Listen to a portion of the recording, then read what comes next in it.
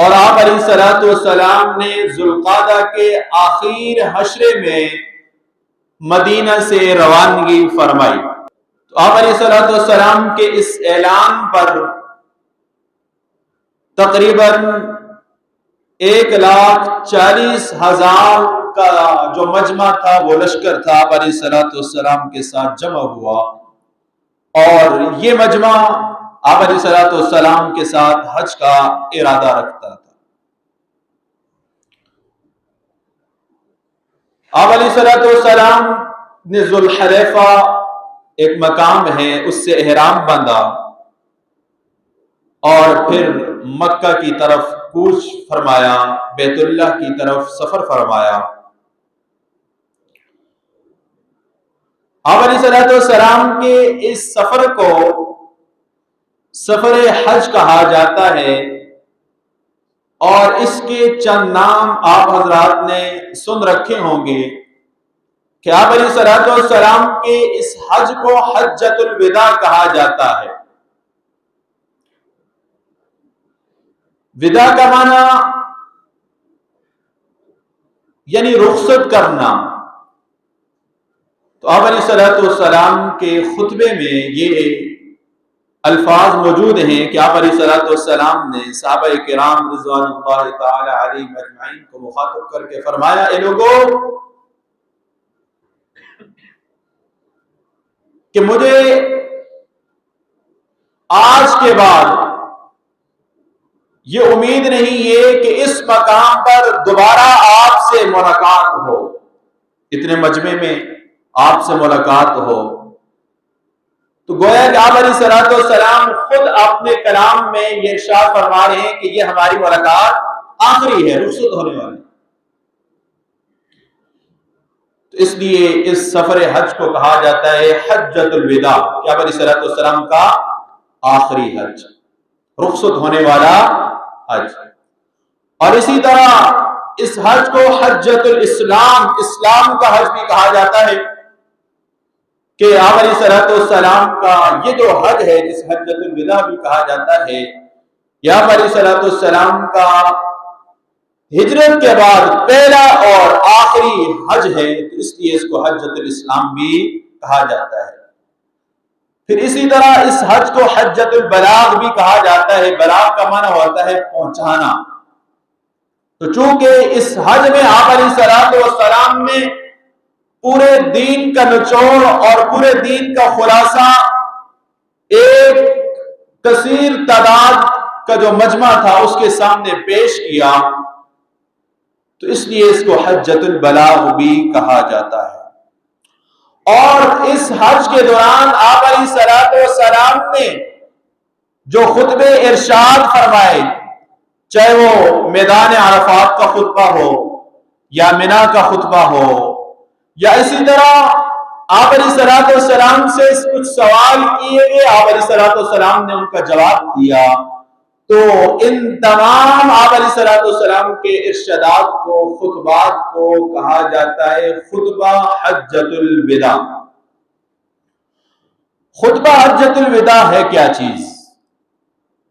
خطبہ حجۃ الوداع انسانی حقوق کا پہلا عظیم منشور اور دستور ہے، جس کے اندر انسانیت کے حقوق بیان کیے گئے، مسلمانوں کے نہیں، مسلمانوں کے تو بیان ہوئے، مسلمانوں کے ساتھ ساتھ انسانیت کے بھی حقوق بیان ہوئے۔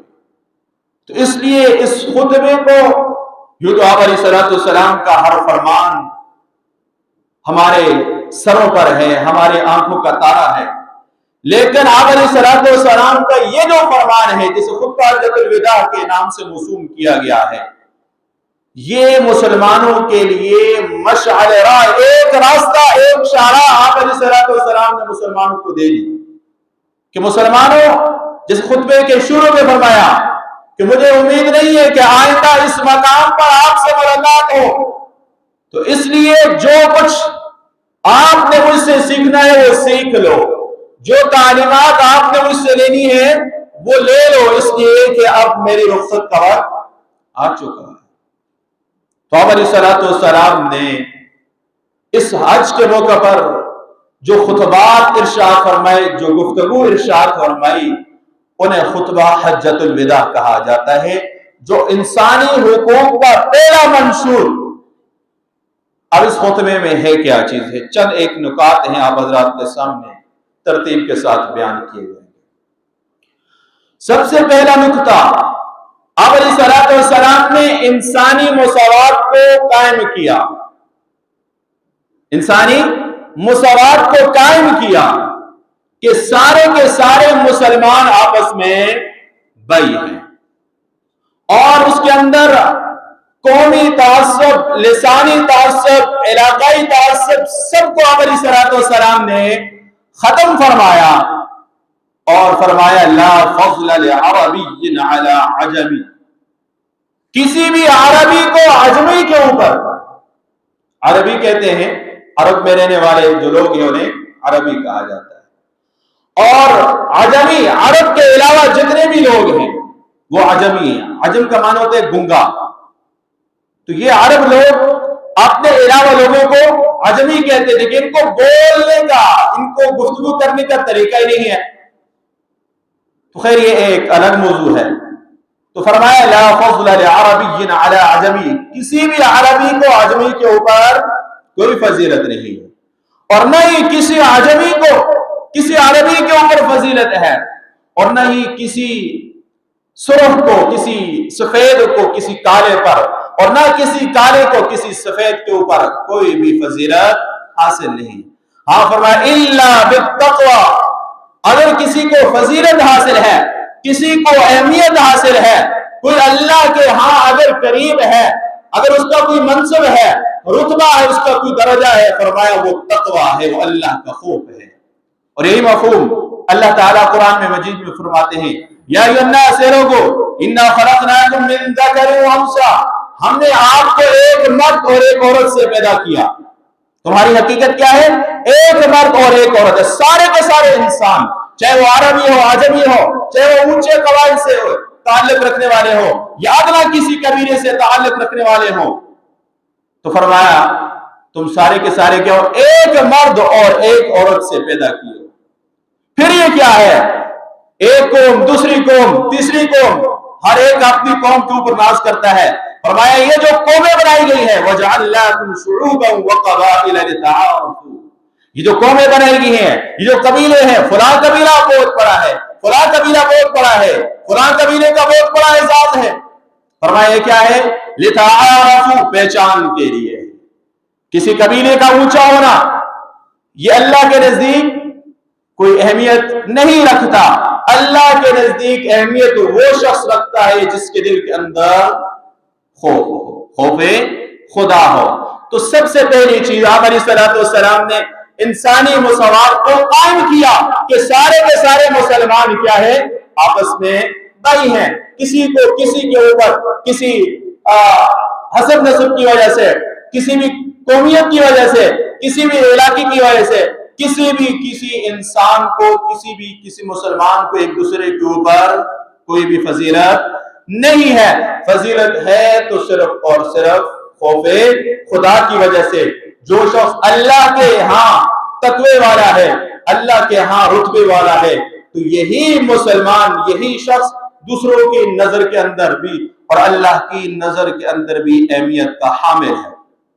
عطا بن ابی رباح ایک تابعی ہیں، سیاہ فام ہیں، بالکل کالے رنگ کے۔ روایت کے اندر آتا ہے شکل کچھ مناسب نہ تھی، یہ نہیں کہا گیا کہ بدصورت تھا، نہیں، شکل مناسب نہیں تھی، عجیب شکل کے تھے، لیکن کیا تھا؟ تقوی تھا، علم دین حاصل کیا۔ وقت کا جو امیر تھا سلیمان بن عبد الملک، حج کے لیے آئے، یہ عطا بن ابی رباح مکہ مکرمہ میں درس دے رہے ہیں، نماز پڑھی، پیچھے آ کر سلیمان بن عبد الملک نے، جو اس وقت کا امیر تھا، امیر المؤمنین، اور آدھی دنیا کے اوپر حکومت کر رہا تھا، اس نے نماز پڑھی۔ نماز پڑھنے کے بعد اب اگر ہمارے ہاں ہوتا تو کیا ہوتا؟ بڑی آوتا ہوتی ہی فلاں شخص آ گیا، فلاں وزیر آ گیا، نہیں، پیچھے مڑ کر بھی نہیں دیکھا کون ہے؟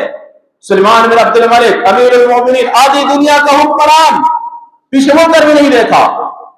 خود آیا وہ سلیمان بن عبد الملک دو زانو ہو کر عطا بن ابی رواح رحمہ اللہ کے سامنے بیٹھا اور عرض کی، جھکا نیچے، سلام کیا، جھک کر کہنے لگا مجھے یہ مسائل درپیش ہیں، جواب دیجئے، بتائیے۔ عطا بن ابی رواح رضی اللہ عنہ نے جواب دیا کہ آپ کا مسئلہ یوں ہے، جو بھی مسائل تھے۔ سلیمان بن عبد الملک جانے لگا اور اپنے بیٹوں کو کہنے لگا کہ یہ اس علم کی وجہ سے، اس دین کی وجہ سے مجھے ایک سیاہ فام شخص کے سامنے جھکنا پڑا۔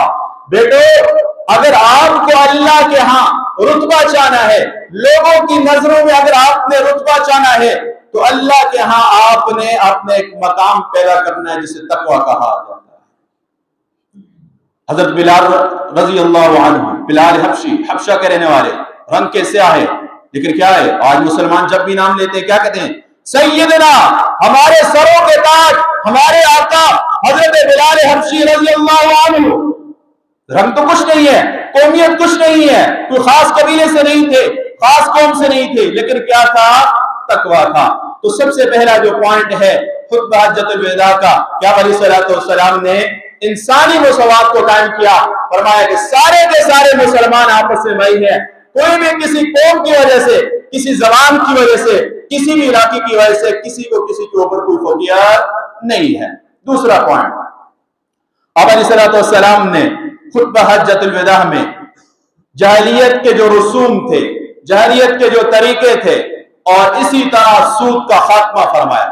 آپ علیہ السلام نے فرمایا جاہلیت کے ساری کی ساری رسومات، ان کے طور اور طریقے میرے قدموں کے نیچے آج کے دن اللہ تعالیٰ نے رون دیے، یعنی کہ آج کے بعد مکہ مکرمہ کے اندر، جزیرۃ العرب کے اندر کوئی بھی ایسا کام نہیں ہوگا، جیسے کہ آپ علیہ السلام کا فرمان بھی ہے کہ آج کے بعد جزیرۃ العرب میں، مکہ اور مدینہ میں کبھی بھی قیامت تک کے لیے شیطان کی بندگی نہیں کی جائے گی۔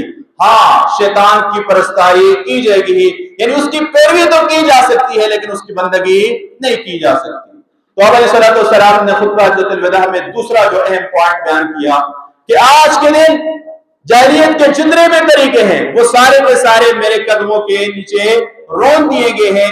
اب آج کے بعد اگر کوئی طریقہ ہے تو وہ اسلام کا طریقہ ہے۔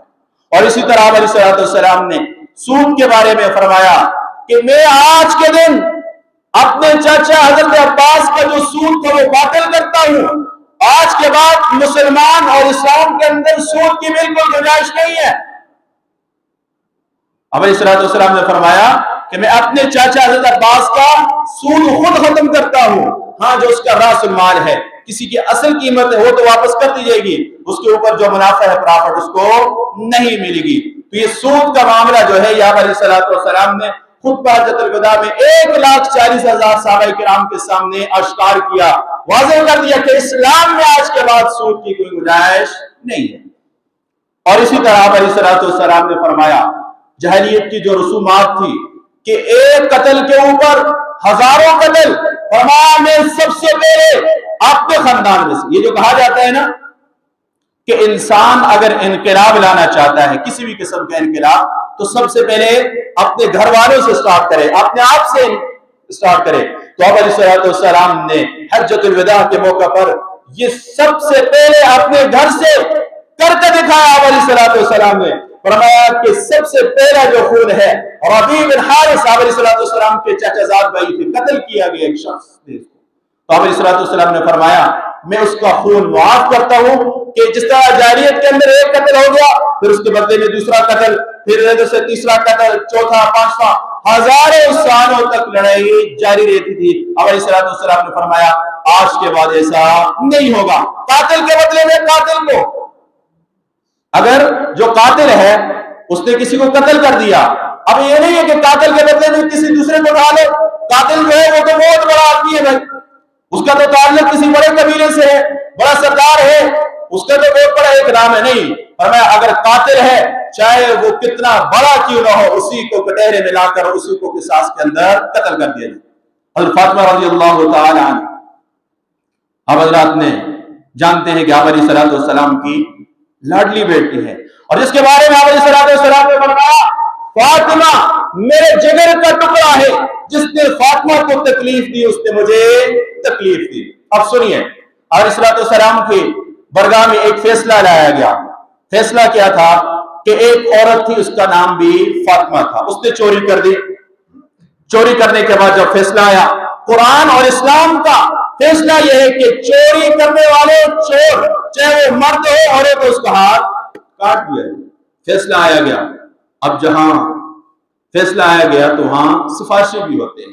اب علیہ الصلوۃ والسلام کے پاس سفارشی آئے کہ اللہ کے رسول اس کو چھوڑ دیجیے، یہ بڑے خاندان سے، بڑے قبیلے سے تعلق ہے، بڑے سردار کی بیٹی ہے۔ اب علیہ الصلوۃ والسلام کا فرمان سنیے کہ اگر اس کی جگہ فاطمہ بنت محمد ہوتی تو میں اس کا بھی ہاتھ کاٹ دیتا۔ اسلام تو یہ کہتا ہے، دین تو یہ کہتا ہے کہ انصاف کے تقاضوں کو پورا کیا جائے۔ یہ دوسرا پوائنٹ تھا کہ علیہ الصلوۃ والسلام نے جاہلیت کے رسومات کو ختم کیا اور اس کے ساتھ ساتھ سود کا خاتمہ فرمایا۔ تیسرا اور اہم پوائنٹ وہ ایک علیہ الصلوۃ والسلام نے فرمایا کہ اللہ تعالی نے تمہارے اوپر ایک دوسرے کی جان، مال، عزت و آبرو کو حرام کر دیا ہے۔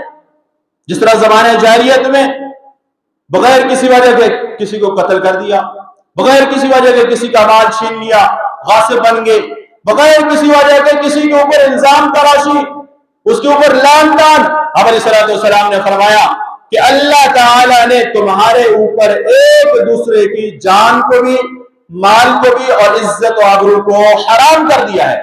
نہ کسی کو نہ حق قتل کرنا ہے، نہ کسی کا نہ حق مال لینا ہے، چاہے وہ 1 روپیہ کیوں نہ ہو۔ اور اسی طرح فرمایا کہ عزت و آبرو کو بھی حرام کر دیا ہے۔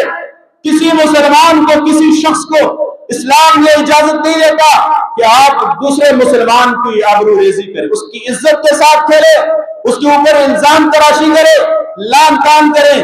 آپ علیہ الصلوۃ والسلام نے خطبہ حجۃ الوداع کے موقع پر یہ تیسرا اہم پوائنٹ بیان کرنا ہے۔ تو اس لیے ہمیں چاہیے کہ ہم بھی دوسرے مسلمانوں کی جان، مال، عزت و آبرو کی حفاظت کرنے والے ہوں، نہ کہ اس کے برخلاف کہ ان کی جانوں کے ساتھ کھیلیں، ان کے مال کے ساتھ کھیلیں۔